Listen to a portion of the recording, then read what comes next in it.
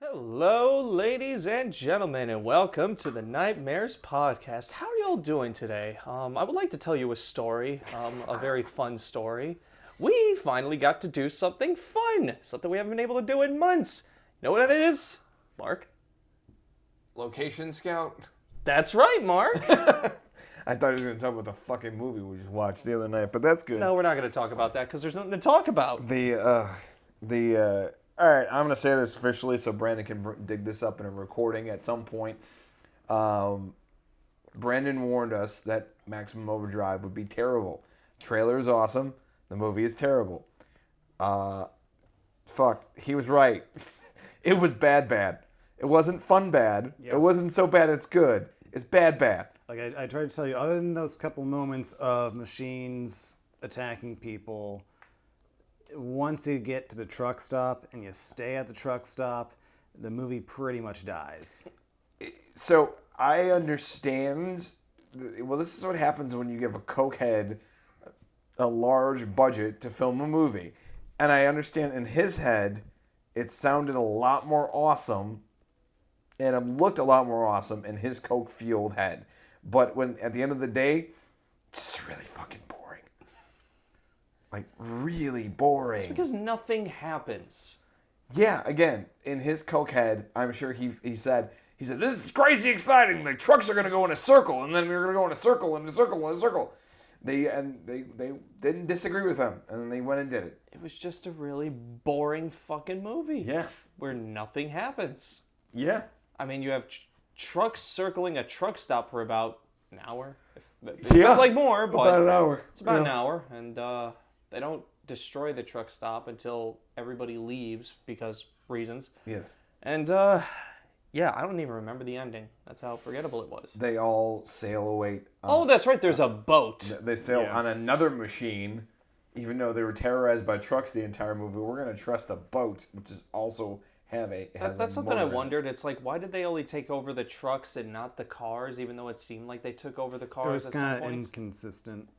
What I've always wondered why, because this is Stephen King's directorial debut and the only movie he's directed, but I brought it up last night. It's why adapt trucks? Why adapt that short story? Out of all the books and short stories he's written, why did he choose that one? I'm sure there's some nuanced reason, but cocaine is the only answer, and I'm not even making a joke like that. Like that's the only answer that I can come up with. He was coked out of his mind. Because even looking at the other short stories in the Night Shift collection that hadn't been turned into movies yet, Graveyard Shift wasn't a movie yet. I Am the Doorway has never been adapted. I'm not sure if that one could really be stretched out to a feature, but that's an option. The Mangler hadn't been adapted yet. The Boogeyman, I know that got adapted into a short film at one point. I don't know if that was before or after Maximum Overdrive, but I think that one would have made a good movie. Gray Matter and Battleground, I don't think those would have been good feature length. Nobody's done the jaunt yet.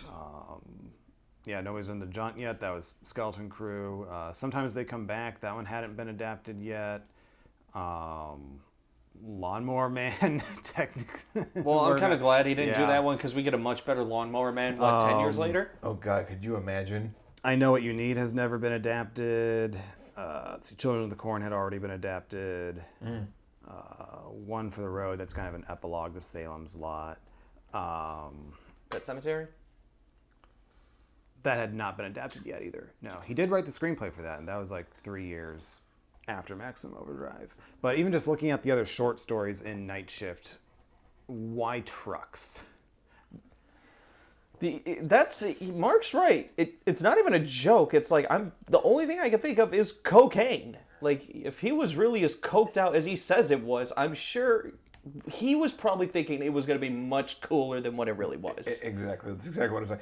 And I could see how someone would think it's cooler than it actually is, but it's like you take the time, but he still takes the time to write the screenplay, and so it's like again, it's just like why that one? That's and I feel that's like, a whole documentary. And I feel like saying cocaine is just too much of a cop out answer. Like, it is definitely a cop out answer. There's got to be because like even on cocaine, why not any of those other stories? Why not any of his books that haven't been adapted yet? Why that one? You know what's something funny, and I have a feeling it's something so arbitrary. Yeah. Like he was watching like some action movie with a bunch of cars in it, and then he immediately thought, I was like, oh, this is cool. Let me do trucks. Like it may be something as stupid as that. And I gotta say, I've certainly partaked in the fair share amount of partying in my life thus this far, but I may forget periods of a night. I've never forgotten a whole movie and a whole book. So that just goes to show you how messed up he was. He doesn't remember writing Cujo, and he doesn't remember directing this. So, yeah, problems. But yeah, Maximum Overdrive. See the trailer. Don't see the movie. Not unless you want, not unless you need to waste like an hour and a half worth of your life. Is it about an hour and a half, Brandon? It's like 98 minutes, I think it was. It still felt longer than Yeah. what it really was. It's not a good, it's not even a good watch. It's not a fun watch. You can't even show it to your buddies and laugh with it. You're just sitting there like, oh my God, this is still going. It's like Chinese water torture. Yeah, I mean, the fact that we talk about that Stephen King directed a bad movie is more entertaining than the actual movie. It really is. Yeah. If they ever make a behind-the-scenes documentary, I'm sure that will be more entertaining than the movie itself. And there are special features on the Blu-ray. There are a couple commentaries. So I'm sure some of our answers lie within there somewhere. I just don't know if they contain the specific answers we're looking for. Well, there's Damn a reason it. to pop in a Blu-ray. At Yeah, some, I told you it would happen. Oh, Zach told me literally, I think this morning or last night, he's like, we will watch it again at some point for some reason. And there's the reason. That's the reason. We have to go back Marty. We have to read the commentary. God help us. Oh God, it's definitely something. I would have loved it if they would have at the end of the story they shoved the lady who plays Lisa on The Simpsons off the boat. She's literally the most annoying character in the entire She's movie. constantly screaming. And whining, and then that would have been It's like hard to stuck the picture landing. her as Lisa. Yes and no. I mean, like Lisa does have her moments of being overbearing. So, But it's although like- Brandon, you're more the Simpsons fan, so you would know better than I would. Like, this woman's just an annoying coward. Lisa's just an annoying, brave smartass. I mean, she didn't write the role, so she didn't direct Fair herself. enough. Fair enough. Either Fair way, enough. hey, the girl has acting talent. Yep. I She mean, can flip roles. I'm gonna blame Stephen King. Yeah. Because he's just. Because Mark, what happens when an actor's given no direction? You're gonna get a shitty performance. All right then. Yeah, that's pretty much how it is. I blame Stephen King. I'm sure Stephen King also blames Stephen King. Yep. Steven. Yeah. So, and he does have a fun cameo though there at the beginning. Yeah. That was the one laugh of the entire movie, and then it was downhill from there. Like he said, when you get to the truck stop, it's like, oh God. Yeah. Lord. It's when is this over yet? Are we there yet? I want to know whose decision it was to get the Green Goblin mask put on the front of the car. Or the truck. That is an interesting thing. I have no idea. No clue whatsoever. So hey, let's get off of Stephen King. Brandon, what do we do today? We location scouted in a very hot day. So if we 97 degrees. So if we sound a little drained, that's why. We also had the annual 4th of July Midwest Horror Party last night as well. So we were up quite a bit, and then also watching Maximum Overdrive, which is exhausting unto itself. Funny enough, Maximum Overdrive was the most draining part of that day. Yeah, it was. It put 2 of our guests to sleep. I mean, I guess that's one way to do it. Like, if you're having trouble going to sleep at night, you can just pop in Maximum Overdrive. Because nothing happens. Yep, that is. You don't want to take melatonin? Maximum Overdrive. There you go. Which is ridiculous because of the name. Hey, I need to go to sleep. What movie do you recommend? Maximum Overdrive. That doesn't really sound that soothing. Trust me, it really is. Give it 15, maybe 20 minutes, you'll be out. Yeah, it's fun. Yeah. Is it so energizing it kills you? I wish. I I wish it just killed me. Anyway, yeah, it was a good location scout. We ended up meeting up with our other associate producer and good friend Dennis. If you Preston Perspectives? yes, indeedy. We did a fantastic interview with him way back when. Alien penises, if you need a reminder. Yeah, four idiots. We talked about other things, guys. Yes, we did. We talked about a lot of great things, but of course the children are going to remember the alien penises. Cough, cough, me and Mark. Cough, cough. No, it was one professional and 4 idiots. Actually, it was 3.5 idiots because Brandon was probably the most professional out of all of us. Oh, you're not wrong. He's like, all right, As I'm guys. shoving an alien penis into David's face. It's like the mom trying to get all the kids to fucking leave. Much like Dennis, after some of the stuff I've seen in my lines of work, it just doesn't really faze me. Well, yeah. Considering you've been in the cruise business. Yeah. And really, the most shocking thing about that to me was I just wasn't expecting to see an alien penis. But it's like once I see it, it's like, okay, that's what it is. It's one of those days where you never walk into an interview or just somebody's house expecting to see an alien penis. But when it comes out, you're either happy, scared, or confused. Or all three. Not many people wake up in the morning expecting to see an alien penis, but no, it was a fantastic interview. He's an incredibly talented guy. Brandon, I'm gonna give you the link so you can put it in the description of this particular podcast so people can go watch it.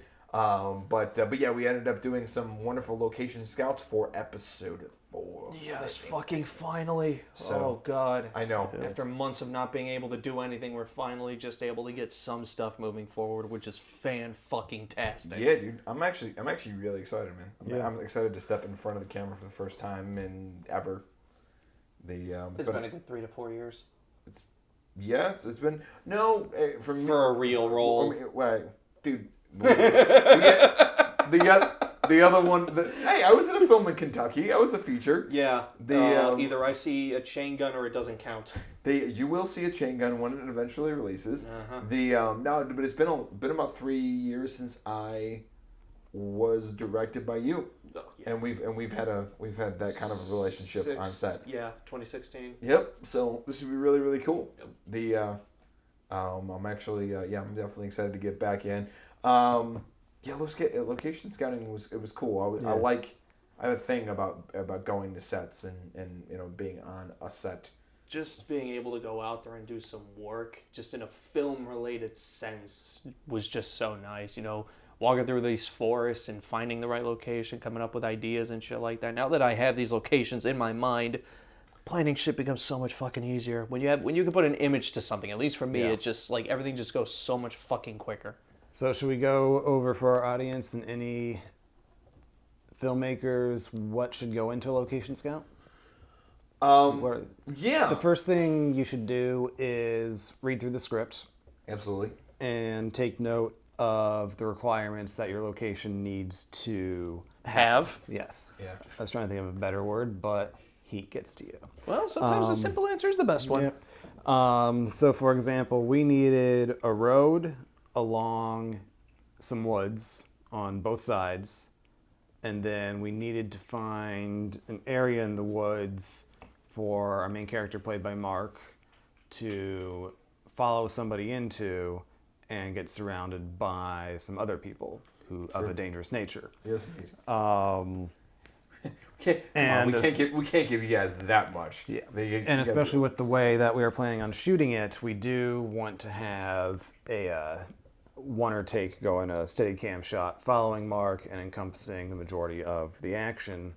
So we can't cheat locations. So it's not like we can have the road be in one location, Mark goes into the woods, and then we cut to woods in another location. So this location needed to be perfect. Yes. Oh, we can't do the trick from episode 2? That hurts. No. Spoiler alert. We're not really in the left lane. No. It's definitely read over the script. And I would dare to say that probably the script, the second most important thing is the location. Or at least on my perspective, after the script, the location becomes the second biggest thing. Well, without a location, you can't Correct. shoot. So Correct. Yeah. Because we did see locations today where it's like if we weren't doing the one long take, we could have shot the road at one location in the woods at another location. Yeah. But because we're trying to get it all in one take, all in one shot, that option just wasn't a possibility for us. Exactly. So you not only need to take into account the actions in your script, but how you want to shoot the scene or scenes as well. And then on top of all that, our scene takes place at night. So we have a night exterior in the woods. So there's probably going to be next to probably no practical lighting available that night. Unless we get like a super clear sky. I was But going to even say, if the then- moon is like uber bright or something, we may get slightly lucky, but I don't know if your camera's going to be able to pick up on that. Probably not. How many more foot candles do we need? We could always just use our headlights. So, yep. Well, Ed would it? But yes, so we for do. sure. So we did also have to look at. But only if Zach dresses in drag during the time. I will stab you. But yes, we only had to look. We also had to look at location of where the showdown happens. We needed to make sure that we had enough trees there, but also the right kind of trees that we can rig up lights. And I think that's going to be the toughest part. oh yeah. Yeah, rigging up lights to the top of trees. Some of those trees that didn't even have any branches. I don't know how you guys plan on doing it, but Yeah, and we do have rope, we do have clamps, we can probably hide some C-stands behind some of the trees, Yeah. which, I mean, hiding the legs of the C-stands won't be an issue, but the arm, we got to make sure they're above you, Well, because we we- do have to light yeah. from above, because with the one steady cam shot, we are going to be seeing the location in 360, so there's not a whole lot we can hide on the ground. what you could do to potentially hide the C-stand is get some rubber, I forgot what that type of tape. It's the rubber tape. It's black. You just Electrical tape? Yeah, electrical tape. Thank you. And you put it all around the C-stand. Or if you only have to do the arm, you put it all around the arm of the C-stand. Have it put up. Put some branches on it, and then it'll look like a tree arm. So that's one thing we could theoretically do. But for the rest of it, Probably some black gaff tape, because Gaff tape- that doesn't stick as much. okay, gaff tape could work too, as long as it's black and it's not too reflective. That's the big thing you want to Yeah. avoid is the reflective type. I just know electrical tape isn't as reflective, if I remember correctly. So But for the most part, we do have to light from above because we will be seeing the location in 360 at one point. So we just can't hide much on the ground. And then that's where our additional scouts, or not necessarily scouts, but testing days are going to come into play. We are hoping to bring our grip out there as well, so that he can see the location, because the other thing too that we need to keep in mind is doing a one-shot Steadicam shot at night, roughly 3 or 4 pages worth of script, give or take, plus we have a few other scenes that we're going to try to shoot that night. if possible. So we're aiming for like 5 or 6 pages of script in one night, I think. Yeah, Everybody on that crew needs to be as prepared as possible. exactly. So we don't want, if we can help it, we don't want anybody to be surprised by what the location is going to look like. Yeah. No, absolutely. I imagine we'll have to bring Wes out there at one point. We'll just get some candy and lure him. Want some Bears tickets? That's usually how that works. And then I know from an actor's perspective, this is, I mean, obviously that doesn't normally happen when you have, I'm special in this particular regard because I'm also the EP, but then I get to go out there a little bit earlier, as the actor. But as an acting tip, especially when you're going to be shooting in an unfamiliar location, asking the director to get there early or asking them to do some rehearsal time is definitely a benefit. Obviously, I'm sure, Zach, you can speak on the director's side of things, but, especially... Look, anytime you can get in rehearsals, it's great. Like, just an example is episode 3. Those rehearsals paid off. If we didn't do those rehearsals, we may not have finished in, the time we did, and we might have been screwed. Well, maybe not entirely, but it definitely made things a lot easier. Those rehearsals were a lifesaver, and the prep we had going in because of it was just phenomenal. Especially considering if anytime, and this is for all the actors listening, if anytime somebody says, hey, we're going to be operating a Steadicam, or if you overhear that conversation, you better say, hey, Mr. Director or Mr. Director, can I get some extra rehearsal time? Because messing around with a Steadicam is takes a lot more rehearsal, a lot more prep. It's probably the closest thing to doing theater on film. Absolutely. Like it actually takes choreography. You need to do things in an actual chronological order. It's the closest you're gonna merge stage to film. Like you're not gonna get any closer than that. And you definitely need some rehearsal time, especially too. It also gives the opportunity for the DP or the camera op to get in some rehearsal time for that. It's the Steadicam is just one of those things. It's amazing, and actually, me as an actor, I love it. I always have, but it does require a little bit more work than the regular conventional shooting. So if you have the opportunity, get in there early. Try to get as much rehearsal as you can. I was gonna say a quick tip though, from a production standpoint, if you get a chance to get out there, get out to the location as much as possible. Yeah. That's just We will be going back at least 2 more times, maybe more, to do some camera tests, to do some lighting tests, have a backup location, because there are 2 locations we ended up on deciding that these could work. Yeah. One of them we would need a permit for, another we would need to reach out to somebody else. Yeah. So in case one of those doesn't go through, you have a backup. So hopefully the one we prefer will come through, and then we can start getting the crew on board and really kick pre-production into high gear. Because once you get the location confirmed, everything becomes 1,000 times easier. Oh yeah, absolutely. And then goes back to that rehearsal time. Yeah. Honestly, if episode 3 taught us anything, is that the more prep work you can do. Because you think about it, like Brandon, you're better at remembering times. So I know on that first day we got caught up by the whole emergency situation down the road. How much time do we actually go over? So we lost an hour and a half, or it's not necessarily that we lost an hour and a half, because we did use some of that time to shoot another scene. So in all honesty, as far as time that we actually lost goes, we probably lost about an hour. Hour to hour and a half. It did not feel like that. It felt like a lot less than that. And then we wrapped, because we were so prepared with what shots we needed to get. We only wrapped 25 minutes after our scheduled wrap time. That's what I was. Okay, I thought it was a half hour, but close enough. That's what I was more thinking of. Like, when was the actual wrap time? So we ended up being in a much better position because you guys had put in so much legwork. If we didn't put in that legwork, it probably would have been one of those situations where, all right, well, we'll pick it up tomorrow. Yeah. Which, I do wonder, if we didn't get those delays during the night, we probably would have wrapped like an hour ahead of schedule. Yeah.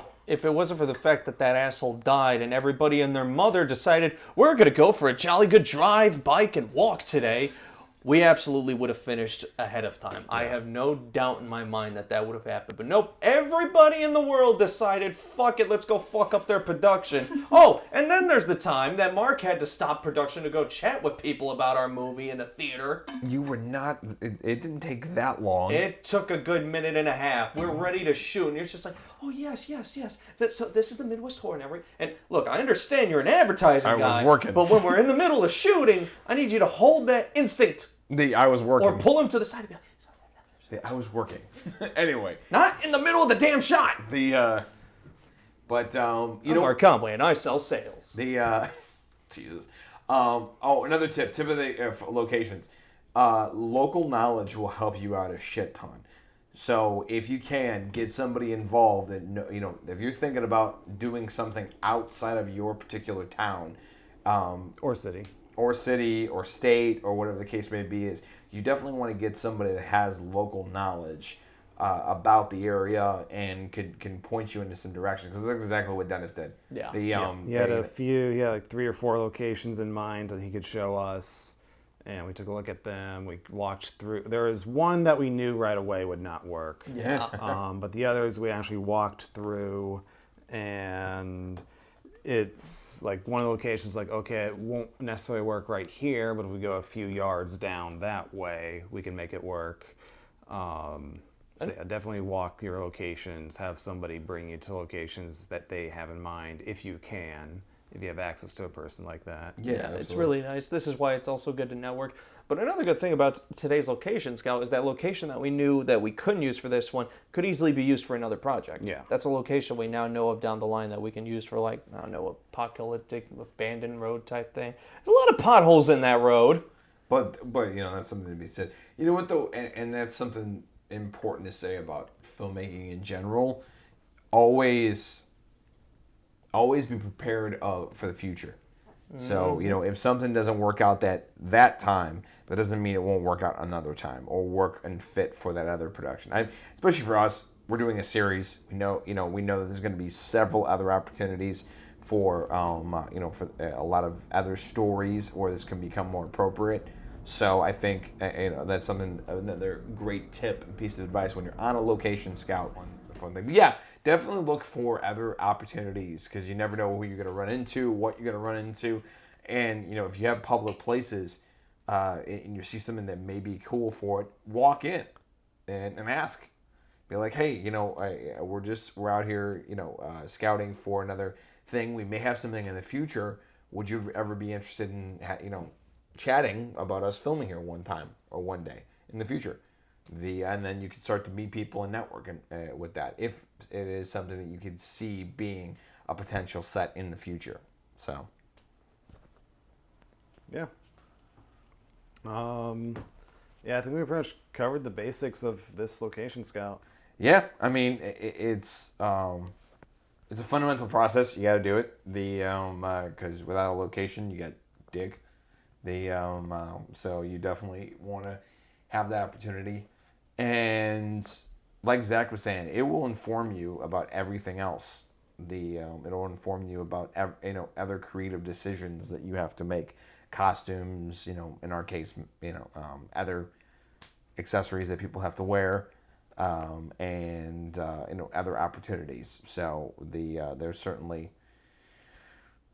that. So I have a question for the podcast. Oh, Unless you have one. Plot twist! I do have one, but I want you to do it. All right. Cause, Or do you want to say both of ours and Zach decides which is the better one? ooh, you go first. All right. So mine is, what is the most famous location you've been to from a movie? Ooh. Or what is your favorite location that you've been to from a movie that you recognize? I don't think I've been to enough, and which is weird. Here's the thing. I know we live in Chicago. We've been to plenty of places. It's just the locations we want to go, like Camp Crystal Lake. Well, I mean, the other side. I was going to do that this year. I'll tell you what. Thanks, Corona. I'll tell you what. I want to do both because I like your question, but I also want to do mine. Because I have an answer for mine. And I have an answer for mine. He's cheating. He got to go to Universal. No, Nah. not that one. Regardless, he still got to go somewhere cool. Fair It enough. was pretty cool. And what is a dream location that you've always wanted to film in that hasn't, it could be very, and I go more general, think of that question in a general sense, not more in a specific sense. Come to me last for both of these. And I'll go first on that so everybody knows what I'm talking about. I have never got the opportunity to film any kind of action scene in a parking garage, and I would absolutely love to do something in a parking garage. I wanted to do it for a really long time. Some kind of either a parkour chase or a car chase within a parking garage. I don't know why, I just find them fucking cool. And then probably Overdrive from The Dark Knight. Being down there and seeing all the different ways. It's fucking cool, dude. Look, for the record, every time we drive through that tunnel, he always blasts the Batman theme music. And you Not like saying it. it's a bad thing. It's actually kind of awesome, but you should know this. Perks of living in Chicago. This is very, very true. But yeah, that's definitely one of the coolest locations that is filmed. Is it just gets you in a mood, and it makes me feel exactly the same way I was when I was watching that scene. That whole chase is just really fucking cool. But how about yours? I'm very curious. The two answers to both those questions. So for location that I would like to film someday, and this is going to sound really basic and weird, but I have a thought process. But I have reasoning behind this. I would like to film something, either a short or a feature, on a soundstage or sound stages, with sets built by a super professional production designer. And because it's not an actual like practical location, I can literally design the lighting from the ground up. Soundstage, so you don't have to worry about sound clarity and all that.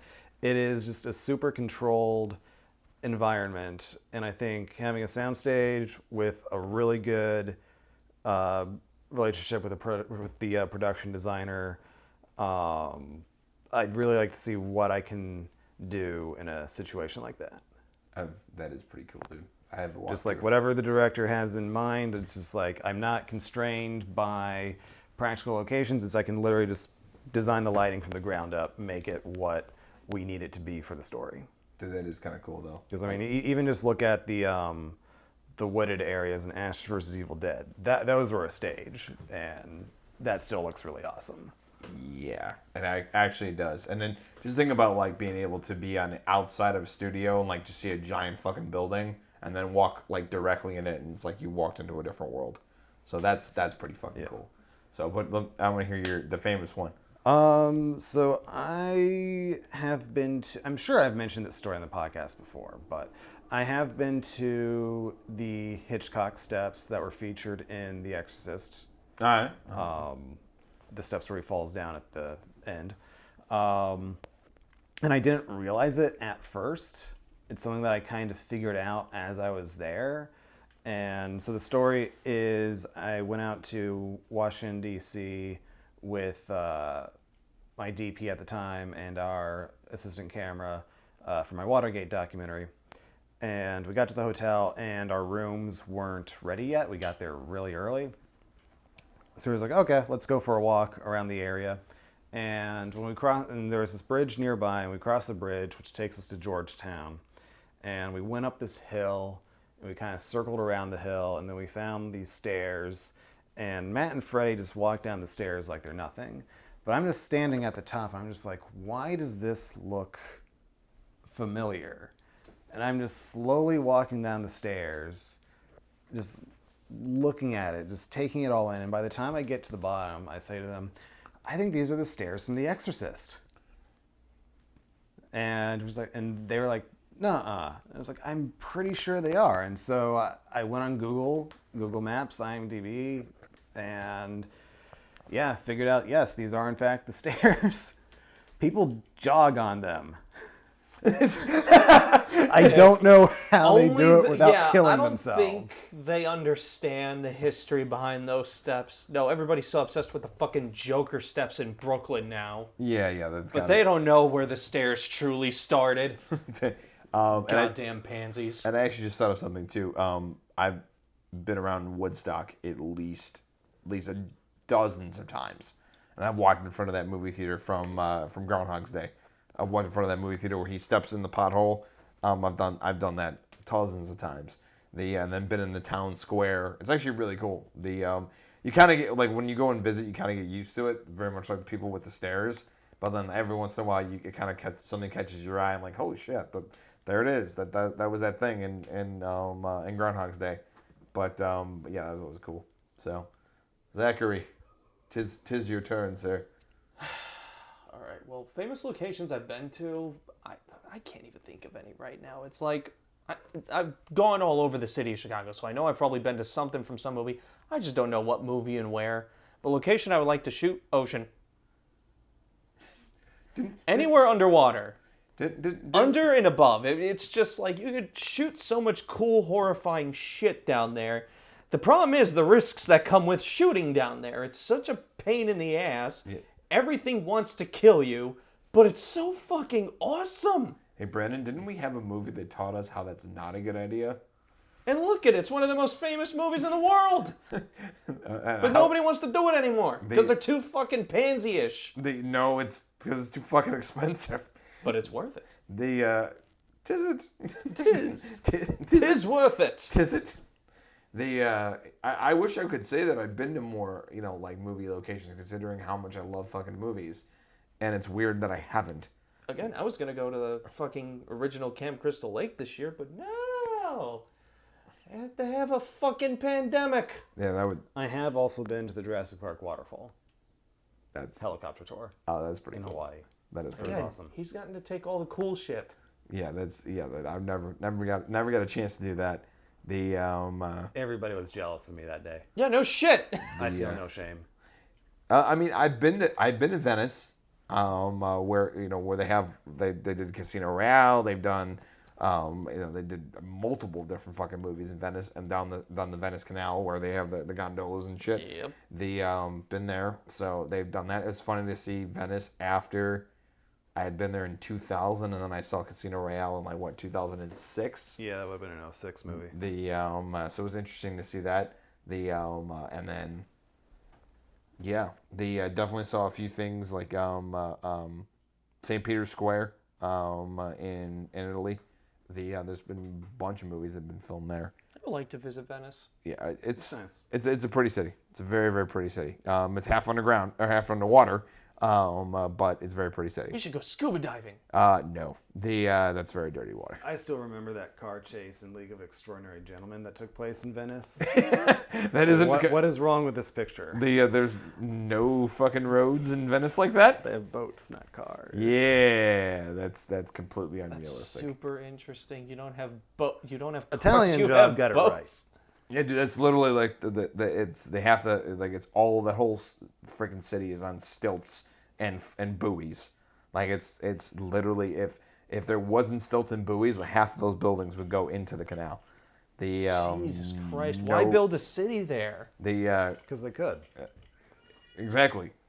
And I'm sure somebody said at some point you can't do that, and they did it anyway.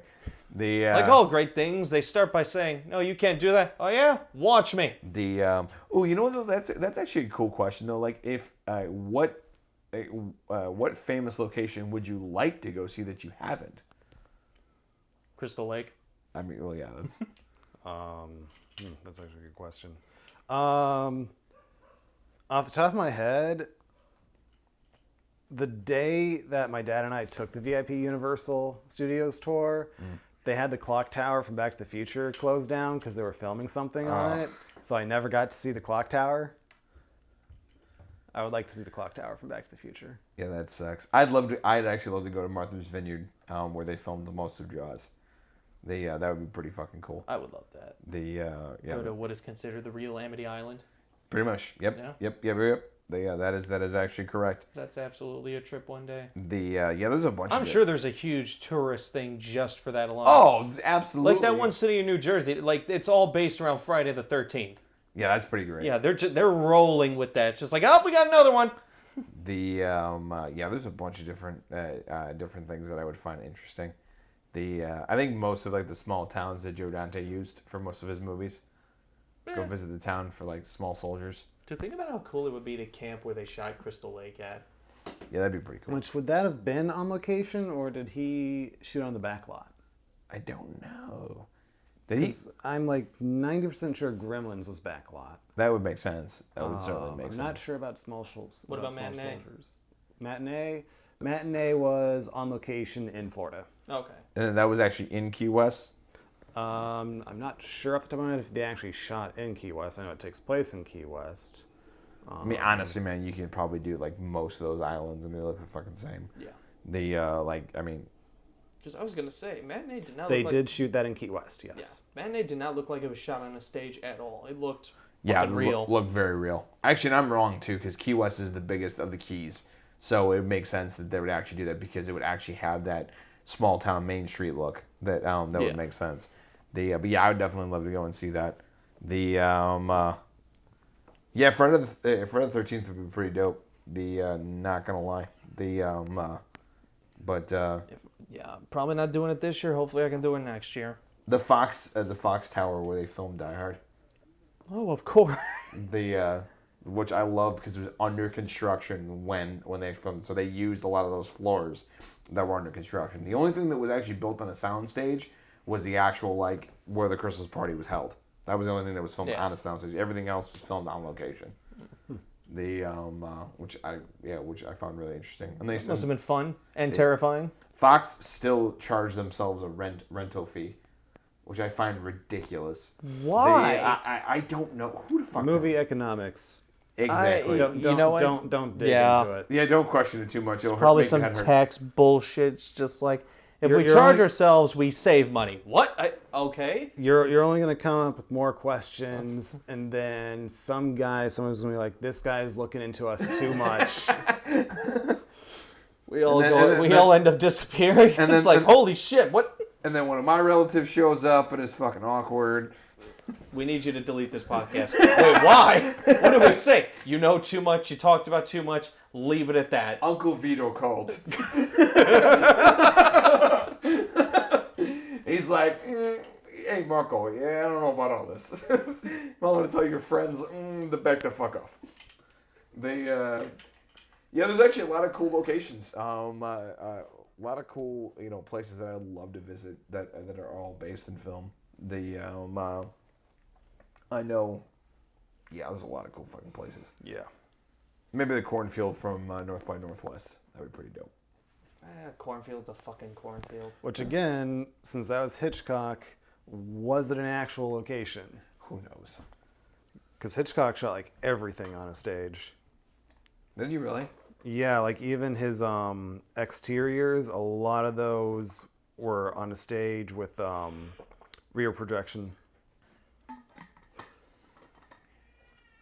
Yeah. Yeah, I'm looking it up right now. I'm sure he did. I'm sure I'm wrong. That's just fine. Not the end. Hitchcock. Not the end of the world. The crop duster attacking North by Northwest was shot on a highway. Okay, so that was on location. Oh, okay, cool. I don't feel that bad. But yeah, for the most part, Hitchcock was a soundstage guy. Fair enough.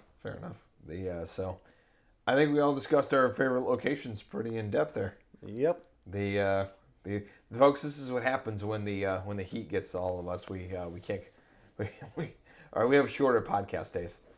That's okay though. Also, we had a pretty smooth location scout too, so there wasn't a whole lot of like anything to go. It's not like we went to No. location and we like. It's not like Ghostbusters where it's like we're being shown a building. We're just like, this place needs to be condemned. It was a pretty smooth scout. You know what it was? Yeah, and that's the funny thing. We normally have like stories about something going wrong or cops showing up or There's still time in this production. Yeah, we're fucking early on. We're just getting back on our feet and shit. So it should, I'm very much looking forward to it. Let's go around the table. Zach, squirrels. Brandon. Yeah, when you location scout, just be familiar with your script, be familiar with how you want to shoot it, make sure the location fits those things. Talk to your DP, gaffer, grip, production designer if necessary. Have your department heads involved if possible. But at the end of the day, if you're directing, you just got to know what you want and be willing to say this location works or this location doesn't work. Don't be afraid of rehearsal and don't be afraid to come back. And as always, Brandon, where can these fine people find us? You can y'all find us. What in the seven fucks? You can y'all find us here at the here thing. All right, I'm done. I'm glad you're done, Zach. Don't knock my redneck heritage. As he wears a tie-dye shirt. You can find us on Facebook, Instagram, YouTube, and Slasher. all at Midwest Horror Network. And as always, please like, share, and subscribe. Tell all your aunts, brothers, sisters, best friends. Also, please check out our narrative show that we're actually talking about right now, Living Nightmares. And then check out our brand new show. First episode is up of The Screaming Room. Exactly. Where we go ahead and we react and then dissect a horror movie, either based on our decisions or based on a guest request. In this case, we took a look at the 1987 film Dolls. It was pretty awesome. Check it out. We'll have those links in the description below. Thank you so much as always. We'll see you soon.